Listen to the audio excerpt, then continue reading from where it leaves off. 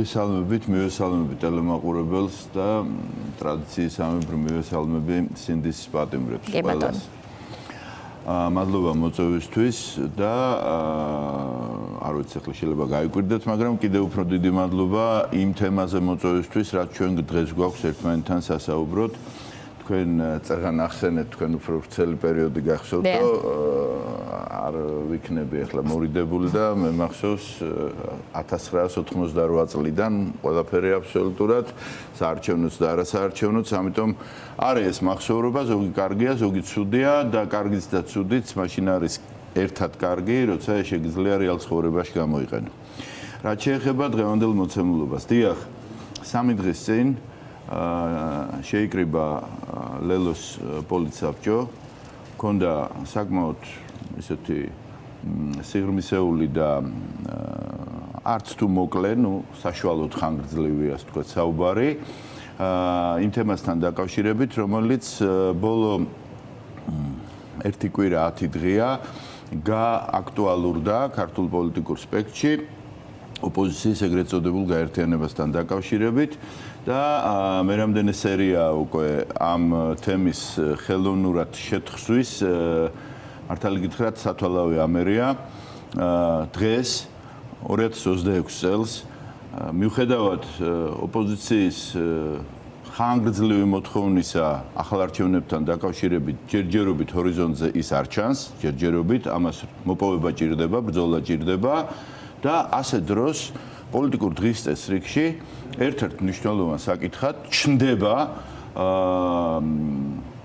ოპოზიციური ერთობის აუცილებლობა მომავალი არჩევნებისათვის, თვითონ არჩევნები კიდევ ერთხელ მეორე ამ წუთში არ ჩანს და ამავდროულად ჩნდება კიდევ რამოდენიმე ფაქტორი, რამოდენიმე პუნქტი, რამოდენიმე წახნაგი ამ სიტუაციასთან დაკავშირებით, რომელმაც პირადად ჩემი ყურადღება მიიქცია და რა მაქვს ხედველობაში. როდესაც საუბარი იყო და გაჩნდა უფრო სწორედ ოპოზიციურ ერთობასთან დაკავშირებით, აქ არ იყო საუბარი თემატურ ერთობაზე, ეს რაც გაჩნდა ბოლო 1 კვირის განმავლობაში, ეს არ იყო თემატურ ერთობაზე, რომ დაუშვათ პროტესტში ვიყოთ ერთად, საერთაშორისო ველზე ვიყოთ ერთად, პატიმრების განთავისუფლებაზე ვიყოთ ერთად, თუნდაც საარჩევნო გარემოს გაუმჯობესების მოთხოვნაზე ვიყოთ ერთად და ასე შემდეგ. არა, აქ იყო ლაპარაკი პირდაპირ ყოველგვარი ზედმეტი მოკიბვის გარეშე და მრავალწერტილის გარეშე ორგანიზაციულ ერთობაზე, იმიტომ რომ მე გაგახსენებთ, თუმცა ჩემზე უკეთესად გახსოვთ, მათ შორის ამ ეთერშიც იყო, თქვენს ეთერში იყო სხვა ოპოზიციურ ეთერშიც, რომ ყველანაირ ერთობას აზრი ეკარგება თუ არ არის გადაწყვეტილების მიღების მექანიზმი დაკონკრეტებული ყოველგვარი ვეტოების და ყოველგვარი, ასე ვთქვათ, რაღაც თავის არიდებების გარეშე. იყო ეს თემა. აი, ჩაგეჭრებით, ბოდიშვიხი, ყველა მყავდა თითქმის სტუმრად და აი 8 პარტია ბოლოს რა საუბრობდა ერთიან შეთანხმებაზე, დოკუმენტზე, არა ერთიან. მე ვიცი ეს დოკუმენტი. და იქაც გადაწყვეტილების მექანიზმს შეელოდნენ. შემიძლია წაგიკითხოთ. მაგ დროს თქვენ მონაწილე იყავით ამ კონსულტაციების აზრთა გაცვლა გამოსვლის რაღაც ეტაპზე. როცა საუბრები არის კონკრეტულ თემატურ საკითხებზე, მათ შორის იმ თემატურ საკითხებზე გადაწყვეტილების მიღებასთან დაკავშირებით, უნებრივია ჩვენ არასდროს ამ პროცესს გვერდზე არ გამდგარვართ, ამ პროცესს ამ ტიპის პროცესებისგან, მაგრამ ეხლა შემოდის ახალი სიფრთხე, ელემენტარულად, ახალი ერთობის შექმნა ახალი მიზნით, იმიტომ რომ იქ პირდაპირ დგება გადაწყვეტილების მიღების მექანიზმზე საუბარი, ასე შემდეგ და გითხარით მე რომ არანაირი ვეტო, არანაირი ის რაღაც ანუ ხმათა უმრავლესობის წდება. არანაირი კონსენსუსი და ასე შემდეგ. ხო, ხმათა უმრავლესობით ელემენტარულად და ყველაფერი ეს მიდის მერე უკვე იმ კამპანიის ტიპის მომენტზე, რომელიც ისევე მივა ეს ყველაფერი არჩევნების თემატიკაზე და ერთ სუბიექტად ქცევაზე, როგორც გაჩნდა 2025 წელს ეგრეთ წოდებული ბოიკოტის მომენტი. ნაციონალური მოძრაობა პირდაპირ ამბობს ამას, რომ ამას ითხოვს. ამ ყველაფერს სოფო ემატება ერთი რამ, რომ კანონმდებლობის თანახმად ძალიან ადრე იყო ბლოკის შესაძლებლობა. შეხვალ, არ შეხვალ, შენი გადასაწყვეტია. ეხლა არათუ ერთი პარტია უნდა შექმნას. ერთი სახელი უნდა დაერქვა, ერთი ნომერი უნდა ქონდეს. ერთი სახელი უნდა ქონდეს, ერთი პარტია უნდა იყო და იმ სიაში უპარტიოსაც ვერ ჩაწერ. ანუ ყველა ავტომატურად, მექანიკურად, იძულებითად სამართლებრივად უნდა გახდეს ერთი პარტიის წევრი და ბუნებრივია მე ახლა ერთ პარტიაში რო ხარ, მოქმედებს ჩვეულებრივი პარტიული რეჟიმები გადაწყვეტილების მიღების უმრავლესობა, უმცირესობა და ასე შემდეგ. მაგრამ შეიძლება ერქვას მოძრაობა, რაც გაადვილებდა პროცედურულად შესაძლოა არა, მაგრამ აი სახელს აღქმას გააძლიერებდა. აღქმას თავი დავანებოთ. პარტიას აქვს თავის წესდება, რომელიც რეგისტრირდება იუსტიციის სამინისტროში და იქ უნდა იყოს მკაფიო გადაწყვეტილების მიღების მექანიზმი წინააღმდეგ შემთხვევაში დაგი ხარვეზები. ელემენტარულად. ამიტომ, ეხლა მადლობა იმისთვის, რომ ისტორია გაიხსენეთ და რო იტყვიან ეს რაღაცეებს უკვე ცოტა მეუხერხულება კიდეც გამეორებები რომ იწევს, მაგრამ ეს არის აია პოლიტიკაში, მაგრამ სამწუხაროდ ბევრს აის ახსნა ჭირდება. ბუნებრივია პოლიტიკოსებს გულისხმობ ამ შემთხვევაში. ამიტომ, როცა ეს საკითხი გაჩნდა ძალიან ისეთი აქტუალურად ბოლო დღეების განმავლობაში, პირდაპირ ვიტყვი ხელოვნურადაც ხელოვნურად ვერ დაგეთანხმებით, იმიტომ რომ საზოგადოების მხრიდან ძალიან ხშირად არის ამაზე აქტუალური. ძალების კონსოლიდირება. ძალების კონსოლიდაცია. დაასრულეთ, გაგაწყვეტინეთ, დაასრულეთ. ამიტომ როცა ეს დადგა, ჩვენ ბუნებრივად გაჩნდა პარტიაში ვიტყოდი საჭიროება და აუცილებლობა, რომ ამ კითხვისთვის, რომელიც გუნდასავით შეიძლება დააგორებულიყო, მოკლედ, არა, მზად კი არ ყოფილიყავით, პასუხი გაგვეცა. პოზიციონირება გვეთქვა ჩვენი. მე ვიხსენებ 2025 წლის პირდაპირ გეუბნებით 13 მაისს ეს იყო დღე, როცა ლელო მიიღო გადაწყვეტილება ადგილობრივ არჩევნებში აუცილებელ მონაწილეობასთან დაკავშირებით. თუმცა დავლაპარაკებულიყავით ოპოზიციურ პარტიებს, რომ შეიძლება ეს ბრძოლა მიგვეღო დიდ ქალაქებში, შეიძლება მიგვეღო არა ყველგან, შეიძლება ეს გაკეთებულიყო თბილისში, კოორდინირებით ამ შემდეგ. და 13 მაისიდან 5 ივლისამდე ვცდილობდით, რომ ოპოზიცია დაგვერწმუნებინა, რომ თუ ჩვენ მოვახდედით კონსოლიდაციას, თუ ჩვენ გავიდოდით ერთი კანდიდატი თბილისში და კიდევ რამოდენიმე დიდ ქალაქში, სადაც მოგებულიც გქონდა ერთი წლის წინ არჩევნები და პლუს ამას ყველა კვლევა აჩვენებდა, რომ ეს არჩევნები ოპოზიციის მიერ იქნებოდა მოგებული, ამიტომ დაველოდეთ მაქსიმალურად. ბოლოს არ მიიღო რა ოპოზიციის ერთმა ნაწილმა ჩემთვის ძალიან ნათელი და ცნობილი მიზეზების გამო, რომელსაც არ ვიტყვი და ნუ მკითხავთ, იმიტომ რომ არ არის ყველაფერი სალაპარაკო ის რაც იცი ადამიანმა, იმიტომ რომ არის მისი წყაროები, ცოტა ადგილობრივ არჩევნებში შესვლა არ მიაჩნდათ საჭირო ძველი ფორმულით, ძველი თავისუფალი არჩევნების არაჩვენების პირობებში. თქვენ ახალ საპარლამენტო არჩევნებს ითხოვთ ახალი პირობები. წინააღმდეგ შემთხვევაში აზრი არ აქვს ასეთ არჩევნებს. ადგილობრივ არჩევნებმა ეს არ დაადასტურა.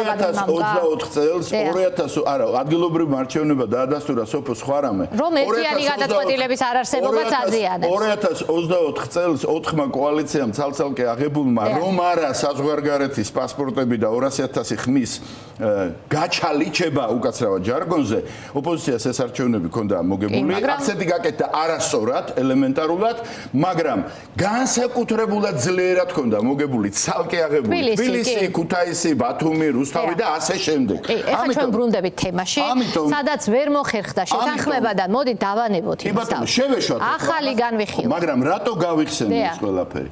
როცა ეს თემა ისევ აგორდა, ისევ წამოვიდა ოპოზიციური ერთობა არათემატური.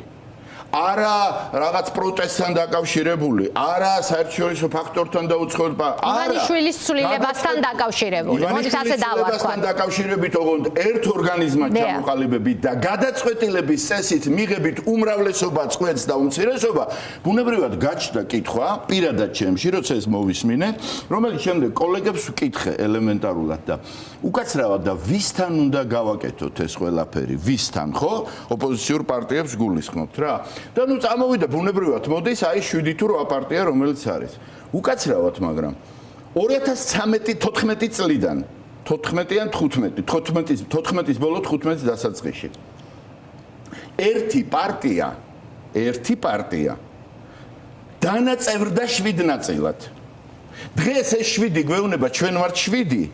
შენ ხარ ერთი, კიდე შეიძლება იყოს ვიღაცა მე-9 და მოდი ახლა მივიღოთ გადაწყვეტილება, ოღონდ ხმათა უმრავლესობით მივიღოთ რა. ამიტომ იყო სწორედ რომ უთხარით, რომ თუ გაერთიანება გვინდა, თქვენ კაი დედმამიშვილებო ერთ პარტიაში ხარ ნამყოფი. გადასარევად ჯერ თქვენ გაერთიანდეთ? გაერთიანდით თქვენ ერთად. მერე დაგვიძახეთ ჩვენ. შეშოული ხართ ერთმანეთს, ავიციც ის, კარგიც იცის, ისიც იცის, ესეც იცის. ანუ თუ მათ მოახერხეს შეთანხმება ამის მერე შესაძლებელია თქვენთან დიალოგი?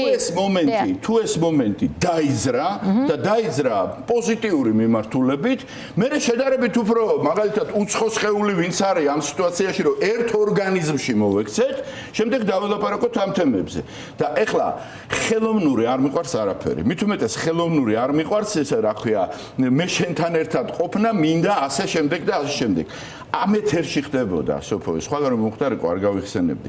იქ ვიდექი როგორც შემომავალი რესპონდენტი და აქ იჯდა ერთ-ერთი ლიდერი. აღარ მახსოვს რომ არ მოგატყუოთ. არა, აქ ნიშნავს არ მინდა ეხლა დავასახელო, იჯდა ლიდერი რომელმაც თქვა რომ 2025 წელს ლელომ მიიღო რუსულ სპეცოპერაციაში მონაწილეობა. იმდენი აქვს ერთმანეთზეც ნათქვამი, ბატონო მამუკა, იმ რვა პარტ როგორ ვერ გავიხსენებ. ახლავე შემიძლია გავიხსენოთ. არა, ლელოს მაძე არ გულისხმობ. თქვენ ერთმანეთზეც იმდენი აქვს ნათქვამი და ყველას ერთმანეთზე საბოლოო ჩამში რომ ამ წყენებზე მაღლა დადგომა თუ ვერ მოახერხა პოლიტიკურმა სპექტრმა. აქ წყენებზე არა. ძალიან მნიშვნელოვან საკითხებს ჩაულით ვერძე. ნდობაზე. და ძალიან გთხოვთ იმ მომენტს დავასრულებთ. ეს რომ წავიდა რომ ეს მოღალატეობრივი მომენტი და რუსული ოპერაცია და რაღაცა ადგა რესპონდენტი დამთავრდა მისი დრო გამოდის და ხელს მიწვდის გამარჯობა არ ჩამოარდა და მე არა მე ვპასუხობ არ გცხვენია მეთქი მოღალატეს ხელს როგორ არ თმევ მეთქი მე ხო მოღალატე ვარ იმ წუთში და იცით რას პასუხობს იცით ეთერს ეს უხდება რა უხდება ეთერს რომ ლელო მოღალატეა რომ ლელომ სპეცოპერაციაში მიიღო მონაწილეობა რომ ლელომ ეს გააკეთა და დღესაც იმეორებდა და რაღაც ჩვენ რო შევთანხმდებით მე ლელო ვნახოთ თუ არ მოაწეს ვნახოთ აი ვნახოთ ეგ მაკლია კიდე ეხლა ესე მელაპარაკოს ვინმე ან მე ან რომელიმე ჩემს კოლეგას რა შეეხება ერთობის მომენტს უფრო არ შეიძლება ეს რო არ თქვა მე ვიწყებ გნებავთ 2001 წლიდან, გნებავთ 2004, გნებავთ 2005, თუ კი რამე იყო. პარლამენტი ალტერნატიული, ქარტია საპრეზიდენტო. თქვენ აგონიათ მამუკა ხაზარაძე ოცნებობდა თბილისის ვიცემერობაზე?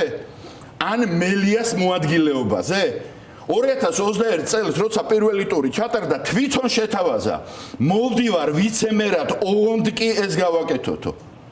ესეთი ნაბიჯები გვა გადადგმული ელემენტარულად და შენ ამ დროს თან მოღალატეს მეძახი, თან რუსულ სპეცოპერაციას მეძახი, თან მეუბნები რომ ამ არჩევნების ლეგიტიმაცია მოხდება ხელისუფლების. მოხდა ლეგიტიმაცია. ბატონო მამუკა, ახლა თქვენ იხსენებთ 64-დან 57 საკრებულოში ყავს არ უმადგენელი ლეგიტიმური ადრევანდელი პარლამენტი. ამიტომ მე ძველს კი არ ვიხსენებ. ხო, არა, უბრალოდ არა. ნიკამელია ახსენეთ და ნიკამელიასა და სააკაშვილს იმდენი აქვს ერთმანეთზე ნათქვამი, ასე ვთქვათ. ხო, მაგრამ პოლიტიკური ცხოვრება ამ ქვეყანაში ბატონო მამუკა საზოგადოება დგას აქეთ, მას უნდა ცვლილება, მას უნდა პოლიტიკური სპექტრი, რომელიც შეთავაზებს სტრატეგიას, როგორც ცვლის. სოფო, წყენებზე არ არის ლაპარაკი. თუ ხელოვნურად აკეთებ რაღაცას, ის ხელოვნური არ ვარგა. თუ ბუნებრივად აკეთებ, ვერავინ ვერ შეგვეჯიბრება გულწრფელ ერთობაში. თუ გნებავთ თავის დადებაში ამ ერთობისთვის, მაგრამ ეხლა რაღაცისთვის ეს გამოიყენო. მე იქიდან შემოაცურო გადაწყვეტილების მიღების მექანიზმი. შენ თვითონ 7 ნაწილად იყო დაშლილი უკანასკნელი 8 წლის განმავლობაში. და აქეთ მე მეუნებოდი, გინდა თუ არა, გაერთიანება რომ დომოდა ესეთი, როგორმე მოუძებნიდი იმ პარტიებს. ლელოს გარეშეც ხო და იცით თქვენ რომ იმ პარტიას რომელსაც ბოლოს მე ხელმძღვანელობდი ახალ მემარჯვენეებს გულისხმობ მარტივად ვთქვით რომ აღარ არის ეს პარტია ის კი არ დაგვიწყია რომ მოდი ახლა ბლოკი ვიყო და ჩვენ ისტორია გვაქვს და რაღაცა არა ეს იყო ბუნებრივი მოცემულობა ეს მოყვა 2003 წელს ამიტომ როგორ 2003 წელს მოყვა ეს შედეგები რევოლუცია ვარდების ასე შემდგომ 2003 წლის მერე ჩვენ არჩევნებში მონაწილეობა ბევრჯერ მაგრამ ეს მოყვა გარდატეხა ახალ მემარჯვენეების ბიოგრაფიაში ამას გულისხმობ არა 2003-ის მერე მე დეპუტატი ვიყავი მე მახსოვს ეს ბატონო ორჯერ ვიყავი დეპუტატი რას მეუბნები ამიტომ არანაირი წყენითი, არანაირი გაბრაზებითი და ასე კი ბატონო. ჩვენ ვამბობთ. თემაა მნიშვნელოვანი. პატიმრები ყავს გასათავისუფლებელი, ვიბრძოლოთ ერთად. საერთაშორისო ველია გუშინ წირო შეხვედრა იყო ევთოშგულთან მიმართებაში. ვიყოთ ერთად. კი ბატონო, ბადრი იყო ჯაფარიძე. კიდევ რამ არის გასაკეთებელი ამასთან დაკავშირებით საარჩევნო გარემოა თუ კანონმდებლობაა თუ პროტესტია თუ რაღაცა. აქ ვართ, ვიბრძოლოთ, მაგრამ ხელოვნურად და რატომ იცით კიდე ყველაფერთან ერთად? აი საზოგადოება რომელზეც ახლა თქვენ სწორი აქცენტი გააკეთეთ, რომ ეს ხალხი ელოდება, ხო? ის ხალხი ხდება მერე ფლუსტრირებული, როცა დაიწყება იქ მაღალია და რაღაც არ ხდება. წყალქვეშა დინებები და ასე ამიტომ ბუნებრივად თუ ვივლით თემატურად ვიურთიერთობებთ, ერთად ვიმოძრავებთ, აღარ იქნება საჭირო ერთმანეთის გაკონტროლება, გენდობი არ მენდობი. სიყვარულს არავის არ თხოვს, საჭიროებას თხოვს, რომ ერთმანეთს ვჭირდებით. კოალიცია არ არის მართვის საუკეთესო ფორმა, მაგრამ კოალიცია არის საჭირო ფორმა. ზოგიერთ შემთხვევაში იზოლებითი ფორმა, იმიტომ რომ არ ყოფნის ჩვენი ცალ-ცალკე ძალები, ამიტომ საარჩევნებში გამარჯვების შემდგომ. ამიტომ სოფო ძვირფასო და ძვირფასო ტელემაყურებლებო და ძვირფასო დაინტერესებულო მომხრე თუ არა მომხრე ადამიანებო ამ ჩემი საუბრისა. რომ არ წასულიყო ეს საუბარი კიდევ უფრო სიღრმეებში, ერთ-ერთი გახდით მე, რომელმაც ვთხოვე ჩემს კოლეგებს, რომ მოდით რა, რო არ დაგვემართოს 25 წელი, რომ გავწელეთ 20-25 გულისხმობ და შემდეგ დაგვარტყა იმ ბოიკოტმა უკვე მიჯრილზე დაგვარტყა არჩევნები, გავსეთ ამას პასუხი, ვთქვათ, რომ თუ სადმე გჭირდება ჩვენი გვერდში დგომა, პრობლემა არ არის, იქ ვდგევართ ისე როგორც გაგვიკეთებია ყველა საკითხთან დაკავშირებით, რაც შეეხება საბოლოოა, პირდაპირ გეტყვით რა, პოლიციასაბჭოს გადაწყვეტილება არ დასრულებულა, ესე უკუნითი-უკუნისამდეო. დღეს არის ეს მოცემულობა პასუხგაცემულია, ჩვენ დამოუკიდებლად ვაპირებთ გაძლიერებას. პარტნიორებისთვისაც უკეთესი უნდა იყოს უფრო ძლიერ პარტნიორთან რო ექნება მომავალი პარტნიორობა, დანარჩენს უკვე ხვალე მიკითხოს ხვალისა.